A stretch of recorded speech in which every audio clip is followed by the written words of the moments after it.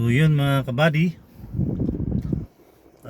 na-deliver na, nakuha na yun. Na-deliver ko na lahat. Ang gagawin natin, didikit ulit natin kasi uuwi na tayo. Lord, pauwi na ako, gabayan mo ako Lord, huwag mo pabayaan. Kaya tara mga everybody, everyone, mission accomplished. Na-deliver ko na yung 2 bag sa magkapatid, bunso at panganay. Kaya let's go home. Yun o.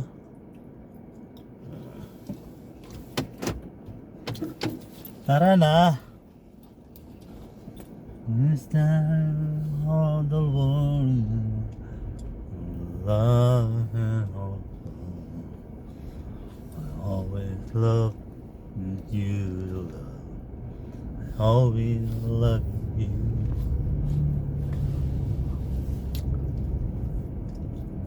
Dadaan na ako sa buhay mga everybody. Kahit malayo, at least yung biyahe mabilis.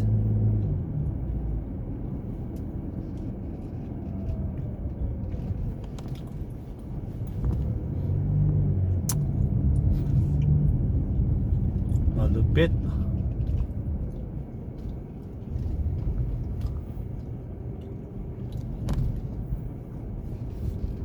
Yun no? So sa lahat ng mga kababayan ko na may YouTube dyan, madadaan na kayo ng aking mga ina-upload. Comment lang kayo dyan. Kamusta kayo sa inyong kinalalagyan mga kababayan ko?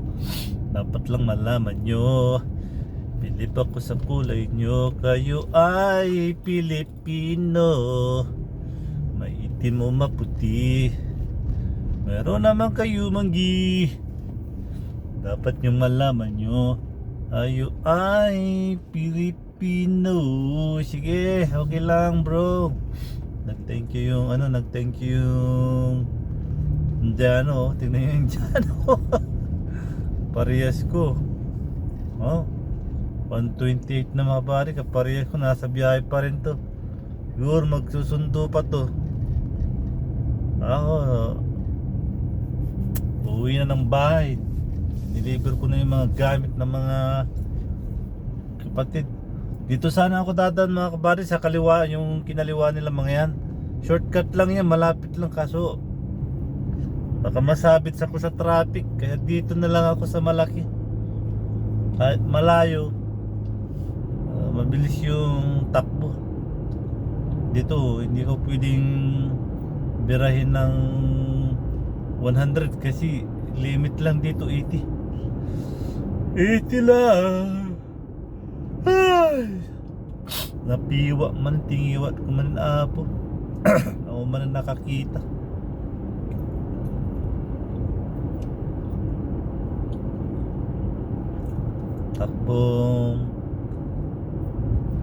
Takbong hanap buhay lang muna ako dito mga kabady. Kasi may camera dito nakatago. Merong bungad, tapos meron doon sa dulo. Mahirap kasi style kasi dito mga kabady. Pag alam nila yung camera na lagpasan na, bibira yan. Magaling din yung mga nagka-camera naghuhuli Pag ganun lagi yung mayroong ganun yon, bigyan ko na lang ng tip yung mga yung naglalagay ng mga camera. Dapat tatluhin nila yung sunod-sunod. Yung akala nila mayroong dalawa, yung pala mayroong palang isa na nasa dulo.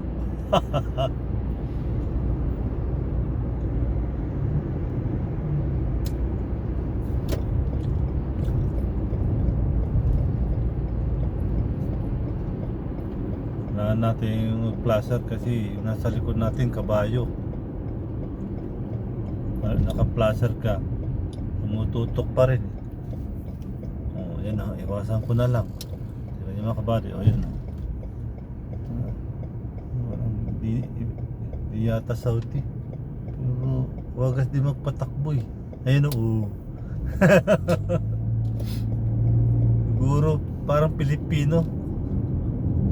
Antok na siguro. Pero kabayan, pag antok ka, huwag mo madaling patakbo. Nakapaw. Oh, kumislap. Kita niyo mga kabady? May camera dito. Mahirap na. Yung mga kabady, konti lang yung dinadaanan ko. Malayo yung daan.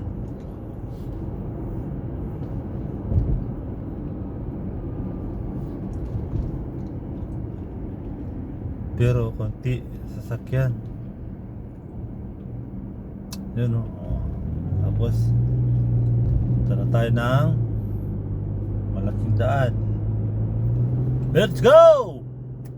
Yeah boy! Pasuya mga kabady ha.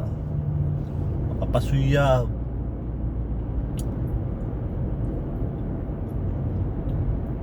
Yun o. Kahit anong saan ka talaga dumaan mga kabady, kung weekend talaga wala tayong magagawa. Maraming sasakyan.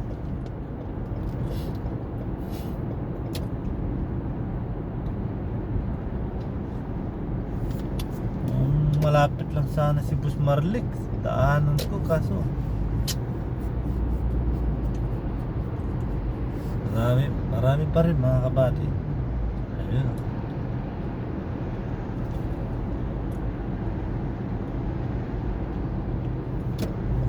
Titikin ko na lang dito para sumunod tayo.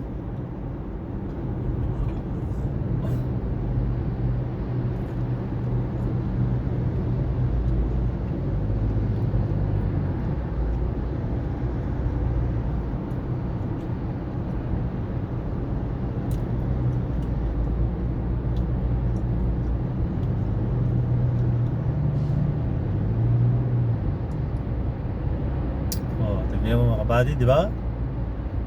At least kahit takbong hanap buhay, diretso yung daloy.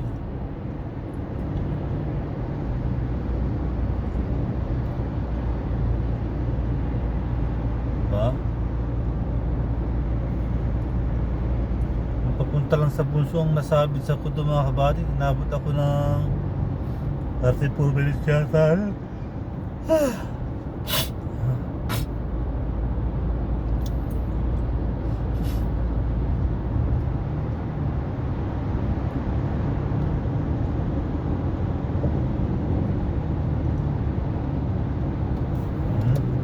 Tikin na rin konting mga kabady.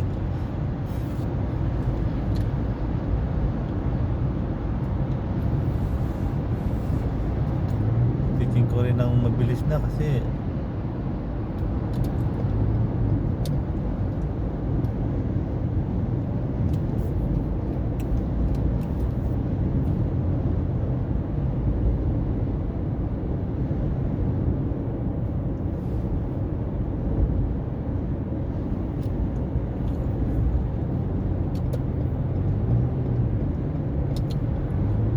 tinitik ako ng gilid.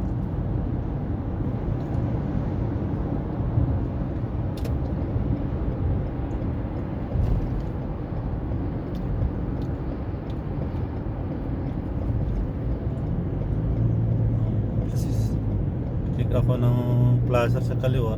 Lang nila, napakaliwa ako.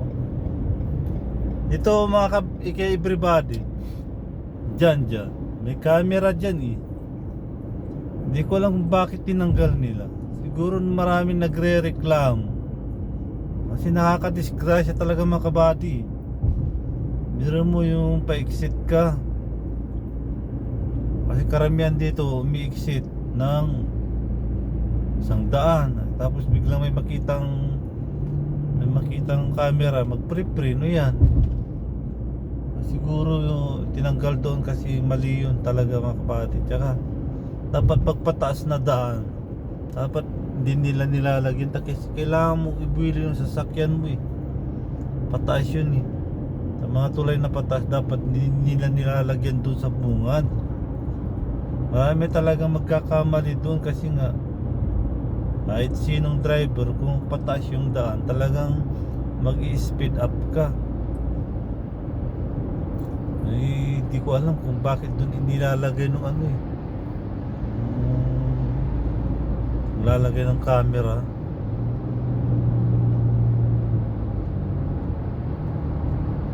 Parang pandaraya na yung ginagawa nung sabi nilang ano, haram-haram, pero magawa naman din ang pangluloko ng kapwa, lalong lalo. Tapos sana pag na-camera, tignan nila yung picture ng mukha ng driver kung panglahi. Kasi nagpapatakbo lang naman dito mga kabady. Wala tayong magagawa. Rule is rule. Yun ang pinaka the best. Batas is batas. Kasi pag wala yung ganun, hindi asiso ang kinumiya nila. Tulad sa amin. Nako po.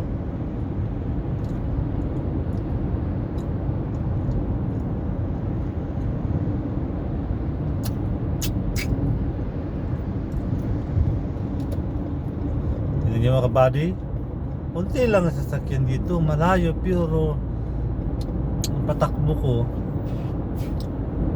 100, 115, 120. Pero ngayon nakaalala na ako mga kabady kasi lapit na ako sa bahay.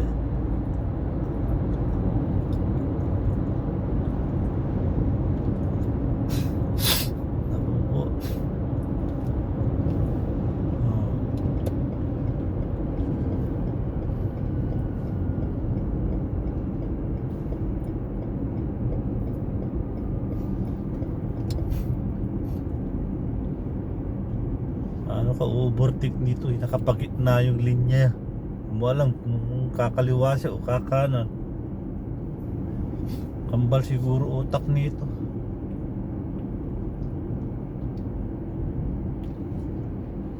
Nagugutom ako mga everybody.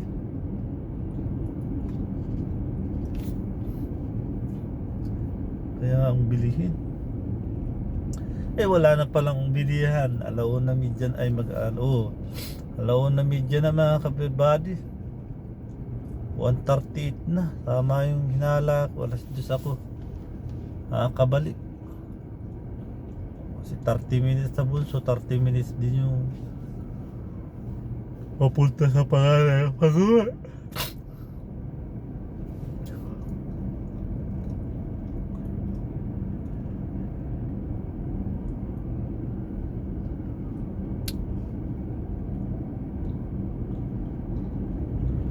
Dito lang naman yung matraffic mga kabady, yung pa-exit dito kasi pasaway din yung mga gumagawa ng construction kasi hindi man lang nila binigyan ng temporary na butas yung pa-exit.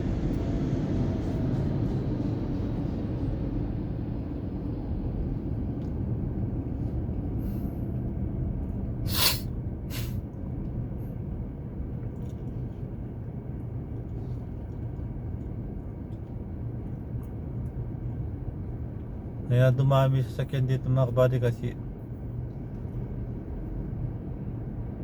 nadagdagan. Wala na yung ano eh. Wala na yung mabilisan na iikot sila dito sa village. Puntang Takasushi, Tumama.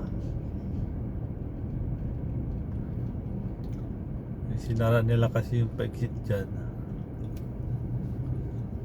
Wala na nga.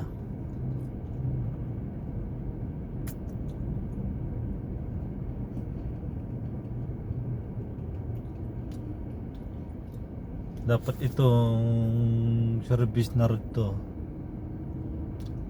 ay may take off na pa-exit papuntang Tumama dito.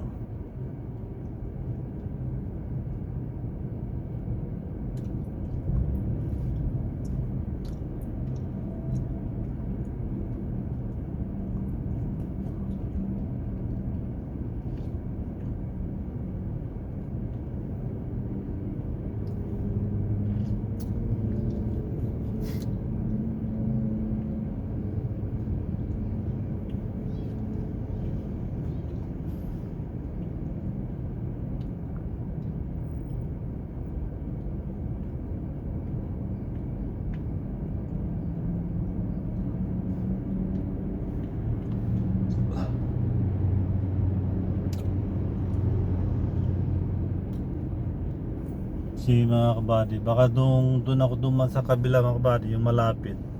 Baka hindi pa ako nakarating dyan sa may tulay. Week 8 eh.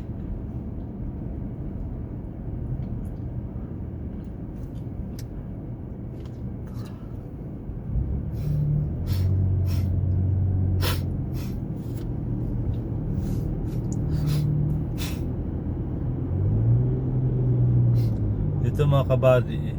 Oh. Dati may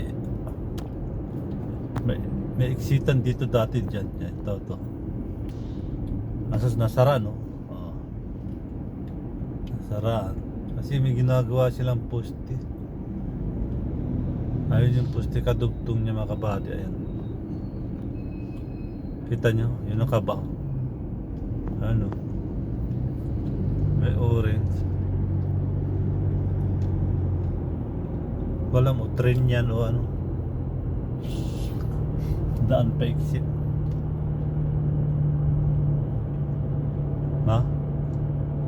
Sinom ko na mga kabady. O, tignan nyo. Diba? Oh, ay, naku, salamat.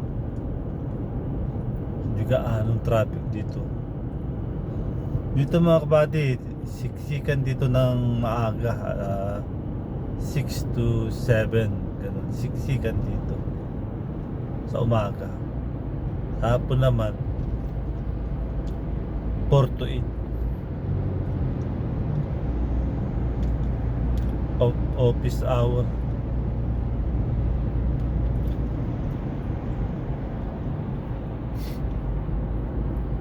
Yun o. Ba?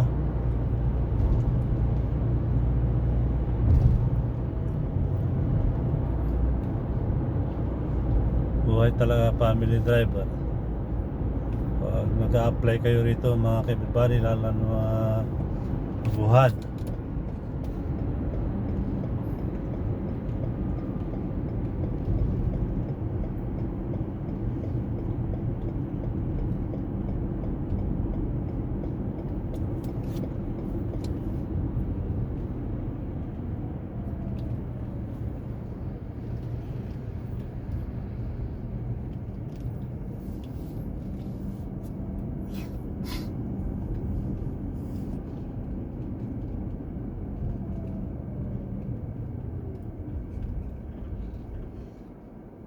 Putang ina. Hayop. Saka magpla-plas. Kininan. Kuwago. Buhay na talaga. Alam ko na mga kibibati eh. Liliko siya ay nasa kanan. Akala ko ididiretso siya. Ganun lang talaga mga kabady. Lahat ng sasakyan na nasa harapan mo, lahat ng nasa harapan, pakiramdaman nyo talaga mga kaibigan, kaibiruan. Huwag kayong basta-basta parang kabayo ba. Alam niyo yung kabayo, pag tinakpan yung mata niya, nakikita lang niya nasa harapan.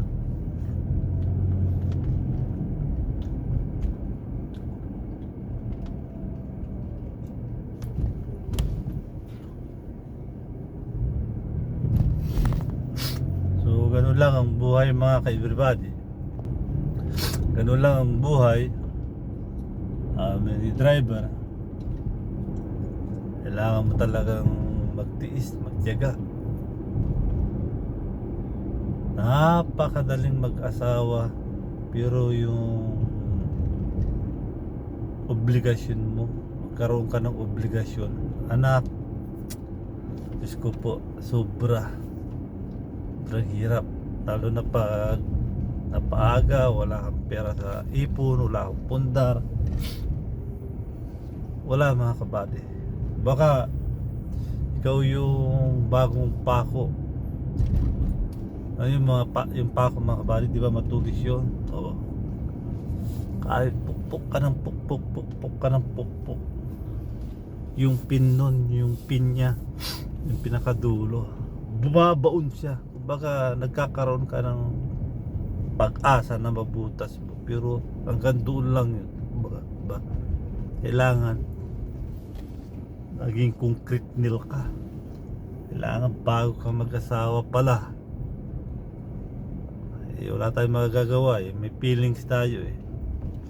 Kaya kailangan mo mag-asawa.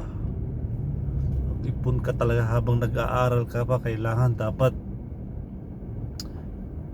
nagtatabi ka ng kahit 20, 10, 100, 50. Kung lahat ng tira mo sa araw-araw, dapat kailangan tinatabi mo. Huwag yung gastos dito, gastos doon. Yun lang mga tip ko mga ka-everybody. So nandito na ako sa bahay. Open sesame. Patayin ko yung ilaw. Kailangan ko na talaga mga kabady. Dito na tayo sa bahay.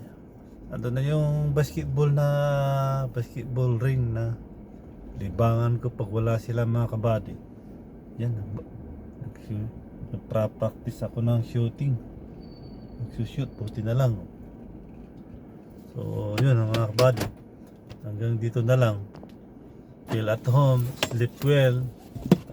Good morning night mga ka-everybody. Maraming salamat. Bye bye.